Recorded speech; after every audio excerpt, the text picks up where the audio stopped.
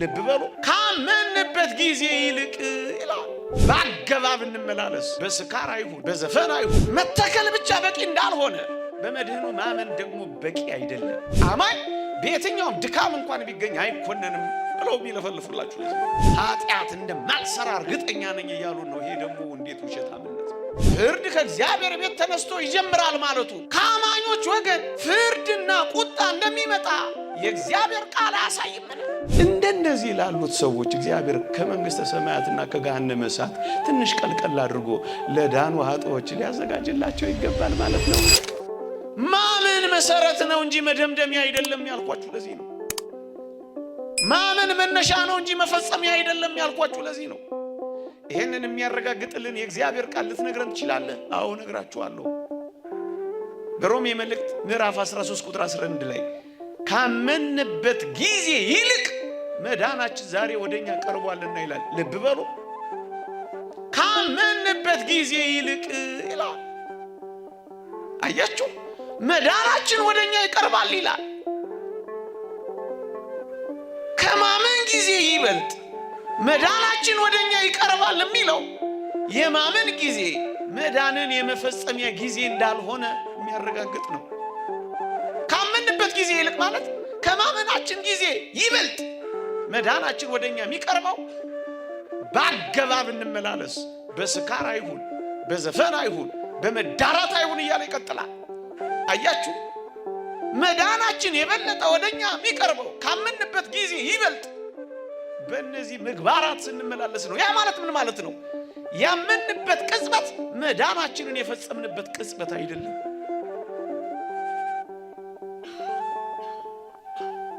ለዚህ ነው ማመን መነሻ እንጂ መፈጸሚያ አይደለም ያልኳችሁ። አንድ ሁለተኛ መዳናችን ወደኛ ቀርቧልና የሚለው የሚቀርብ ነገር እየቀረበ የሚመጣ ነገር መዳን ሂደታዊ መሆኑን ነው የሚያሳየው። አያችሁ፣ በሂደት ስለምንፈጽመው ነው የራሳችሁን መዳን ፈጽሙ የሚለው። የሚጀመር ነገር አይደለም የሚፈጸመው። የሚፈጸም ነገር ደግሞ ጊዜ አይደለም የሚፈልገው። ጊዜ የሚፈልግም ነገር አይደል እንደ ሂደታዊ የሚሆነው። ለዚህ ነው ኦርቶዶክሳዊት ቤተክርስቲያን ድነና እየዳንን ነው እንድናለን የምትለው።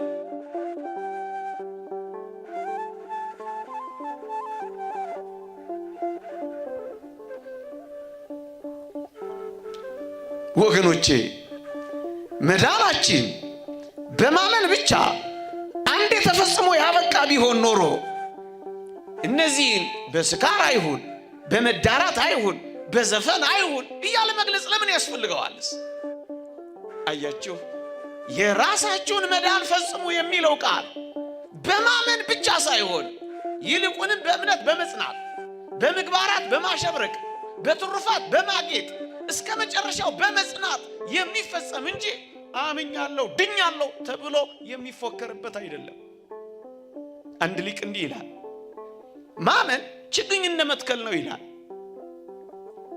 መተከል ብቻ በቂ እንዳልሆነ በመድህኑ ማመን ብቻ በቂ አይደለም ይላል። ለችግኙ መብቀል መጽደቅ፣ ውሃ ማጠጣት፣ ከአረም መጠበቅ፣ ከንፋስ መከላከል መንከባከብ እንደሚያስፈልግ በመድህኑ ያመነውን መዳናችንን ለመፈጸም ኃጢአት ከሆነ ከአረም ነገሮች እየተለየን በፈተናዎች ሁሉ እየጸና የእግዚአብሔርን ቃላትና የሚያሳድጉንን መንፈሳዊ እድገቶቻችን የሚጨምሩልንን ምስጢራተ ቤተ ክርስቲያን በመሳተፍ እናድጋለን፣ መዳናችንን እንፈጽማለን እንጂ ማመን ብቻ በቂ ነው ማለት አይደለም ይላል ሊቅ። መተከል ብቻ በቂ እንዳልሆነ በመድህኑ ማመን ደግሞ በቂ አይደለም። ለዚህ ነው የራሳችሁን መዳን ፈጽሙ የሚለን። አንዳንዶች በጣም የሚገርም ሐሳብ ያነሳሉ። በጣም የሚደንቀው ቅድም እንዳልኳችሁ አንዴ ያመንነው ለዘላለም ልንድን ነው ይላሉ። ስለዚህ ቅድም እንዳልኳችሁ ኃጢአት እንኳን ብንሰራ መዳናችን የማይቀር ነው ይላሉ። ቅድም እንዳልኳችሁ ቃል በቃል ከነሱ መጽሔት ላይ ነው ያነበብኩላችሁ። አማኝ በየትኛውም ድካም እንኳን ቢገኝ አይኮነንም ብለው የሚለፈልፉላችሁ ለዚህ ነው። ወገኖቼ ሳምን ብቻ ድኛለሁ የሚሉን ካለፈው ብቻ ቢሆን እሺ፣ ግን ገና ከሚመጣውም ኃጢአት ማለታቸው መሆኑ እኮ ነው ከባድ የሆነው። ምን ማለታቸው እንደሆነ ታውቃላችሁ? ድኛለሁ መንግስተ ሰማያትን እንደምወርስ አምናለሁ የሚሉን ከሆነ ወይም አረጋግጫለሁ የሚሉን ከሆነ ኃጢአት እንደማልሰራ እርግጠኛ ነኝ እያሉን ነው። ይሄ ደግሞ እንዴት ውሸታምነት! ደግሞስ ምን እያሉን ነው? ኃጢአት ብሰራ እንኳን ንስሐ እንደምገባ አልጠራጠርም ማለታቸው ነው። ይሄ ደግሞ እንዴት ያለ እርግጠኝነት ነው!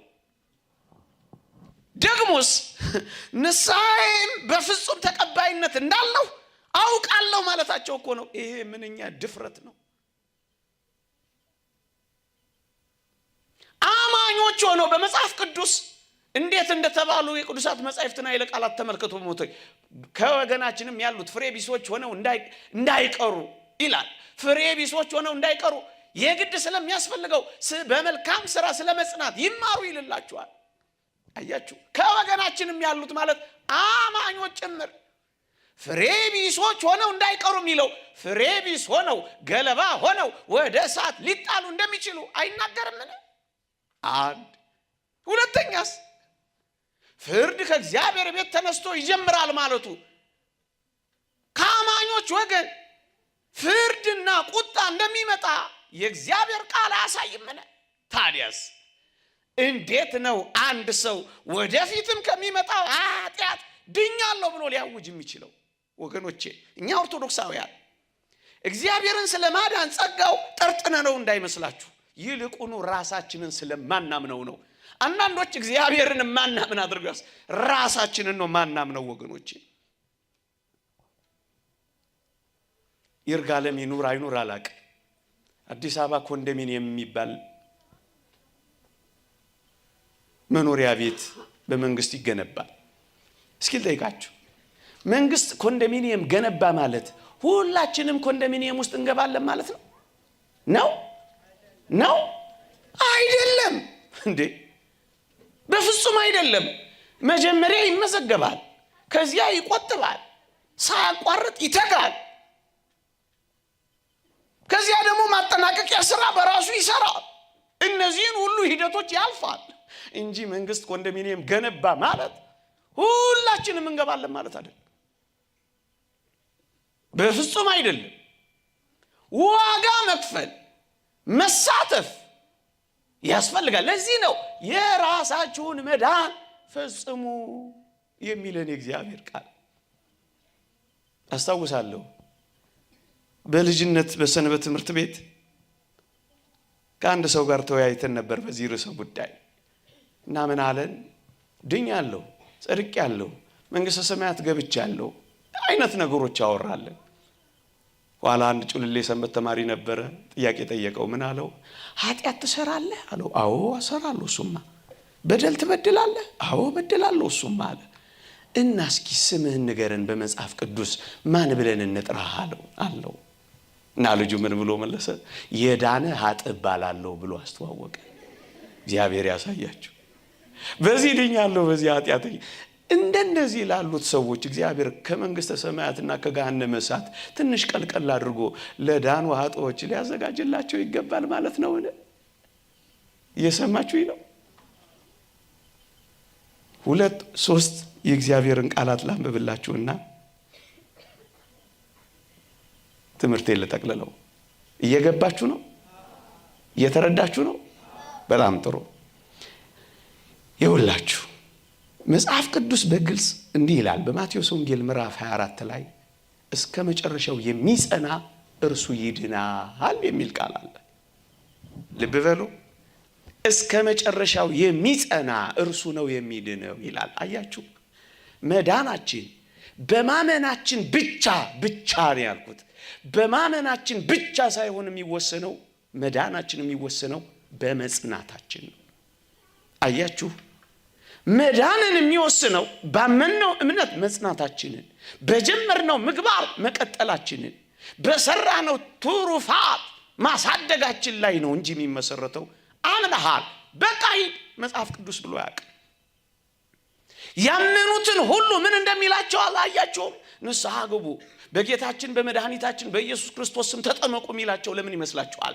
ማመን ብቻ በቂ ስላልነበረ ነው። አያችሁ፣ እስከ መጨረሻው የሚጸና እርሱ ይድናል የሚለው መዳን በጸጋው ብቻ አንዴ ተፈጽሞ ያበቃ ቢሆን ኖሮ ይድናል እያለ ገና የወደፊት መዳን ለምን ይፈጽማል? ለምን ይናገራል ካላችሁኝ፣ ቅድም እንዳልኳችሁ ነው። የምንፈጽመው ሊገለጥ የተዘጋጀ በመጨረሻው ዘመን የሚሰጠን መዳን አለ። እሱን ነው እስከ መጨረሻው የሚጸና ነው የሚድነው የሚለው። አያችሁ፣ መዳናችንን የሚወስነው ጽናታችን እንጂ ማመናችን ብቻ አይደለም። ማመናችን ለዚህ ሁሉ ግን መሰረት ነው። የሚጸና እርሱ ይድናል የሚለው ጽናትን የሚያመለክት ነው። ለዚህ ነው ፓትርያርክ ፖፕ ሽኖዳ ሳሊቬሽን ኦፍ ሳሊቬሽን ኢን ኤ ሞመንት የሚል አንድ መጽሐፍ አላቸው። እዛች መጽሐፍ ላይ አስደናቂ ቃል ተናግረዋል። ምን ይላሉ? መዳን የህይወታችን ሙሉ ታሪክ ውጤት እንጂ ስናምን በቅጽበት የምንፈጽመው አይደለም ብለው የተናገሩት። ሳሊቬሽን ኢዝ ዘ ስቶሪ ኦፍ ዘ ሆል ላይፍ፣ የህይወታችን ሙሉ ታሪክ ውጤት ነው። እሱን ነው እስከ መጨረሻው የሚጸና እርሱ ይድናል ብሎ ያስቀመጠው። ይሄንን መጽሐፍ ቅዱሳዊ ቃል ሰማዕቱ ቅዱስ ቆጵርያኖስ ሴንት ሲፕሪያን እንዲህ ብሎ ተርጉሞታል። ልብ ብላችሁ ስሙ። አሁን ያልኳችሁን እስከ መጨረሻው የሚጸና እርሱ ይድናል የሚለውን ቅዱስ ቆጵርያኖስ ሴንት ሲፕሪያን ምን ብሎ ተርጉሞታል መሰላችሁ? እስከ መጨረሻው የሚጸና ግን እርሱ ይድናል ተብሏል። ስለሆነም ከዚህ ፍጻሜ በፊት ያለ ማናቸውም ነገር ቢሆን ወደ መዳን ፍጻሜና ጫፍ የምንወጣጣበት መሰላል ደረጃ ብቻ ነው እንጂ የመውጣትንና ሙሉ ውጤት ያገኘንበት ከጫፍ የደረስንበት የመጨረሻ ነጥብ አይደለም ይላል። እዩ፣ ከመጨረሻው በጽናት ምክንያት ከሚገኘው ከመጨረሻው በፊት ያለ ማናቸውም ነገር የመወጣጫ መሰላሎችና ደረጃዎች ናቸው እንጂ ጫፍ የደረስንበት ነገር አይደለም ይላል። ስለዚህ የራሳችሁን መዳን ፈጽሙ። እስከ መቼ? እስክትሞቱ ድረስ ነው። እስክትሞቱ ድረስ ነው። የሰው ልጅ የህይወት ጉዞ ቀጣይነት ያለው የተጋድሎ ጉዞ ነው። በድህነት መንገድ የምንጓዘው እስከ መጨረሻው ህቅታ ነው። ድህነት ከልደት እስከ ነፍስ ህቅታ በትጋት ጠብቀን የምንፈጽመው ነው። ድህነታችንን ለመፈጸም ወደ ዘላለማዊ ህይወት በሚወስደው መንገድ እለት እለት እንመላለሳለና ይሄ ነው ድነና የዳንን ነው እንድናለን የምንለው ወገኖቼ። ይሄንን ነው የምንለው። አንድ ሌላ እግዚአብሔር ቃል አንሳላችሁ መጠቅለያም እንዲሆነኝ ንዑድ ክቡር የሚሆን ሐዋርያ ጳውሎስ ደቀ መዝሙሩን ጢሞቴዎስን እንዲህ ብሎ መክሮታል። አንደኛ ጢሞቴዎስ ምዕራፍ 4 ቁጥር 16 ላይ እንዲህ ይላል፣ ለራስህና ለትምህርት ተጠንቀቅ፣ በእነዚህም ጽና፣ ይህን ብታደርግ ራስህንም የሚሰሙህንም ታድናለህ ይላል። ልብ በሉ፣ ጢሞቴዎስ እኮ የቅዱስ ጳውሎስ ደቀ መዝሙር ነው። ጳጳስ አድርጎ ሾሞታል። እሳትን እንደሚያቀጣጥል እጆቼን በመጫኔ በአንተ ውስጥ ያለውን ጸጋ ብሎታል፣ ሾሞታል። ከዚህ ሁሉ በኋላ ምን እንደሚለው ታውቃላችሁ? በእነዚህም ጽና፣ ይህን ብታደርግ ነው የሚለው። ያመነ ብቻ ከሆነ ለምንድን ነው ብታደርግ የሚለው? ለምንድን ነው ጽና የሚለው? አንዴ አምኖ የተፈጸመና ያበቃ ከሆነ ስለ ማድረግና ደግሞም በዚያ ስለ መጽናት ለምንድን ነው የሚሰብከው? አያችሁ፣ እያንዳንዱ የራሱን መዳን ለመፈጸም ድርሻውን ስለሚወጣ እነዚህን ብታደርግ ደግሞም ብትጸና የሚለው ቃል ይህን ነው የሚያሳየው። ቀጠል ያደርግና ራስህንም የሚሰሙንም ታድናለህ ይለዋል። አየህ፣ የትኛው መዳን ነው ካላችሁኝ፣ በመጨረሻው ዘመን ሊገለጽ ዘንድ የተዘጋጀው መዳን እንዲበቃ ጽናት፣ ሁለተኛስ ማድረግ የሚደረግ ነገር አላያችሁ። ቅድም በጥረትና በትጋት እግዚአብሔር በሰጠን ጸጋ መሰረትነት ላይ ልንፈጽመው የሚገባን ብዬ ነገርኳችሁ። እሱ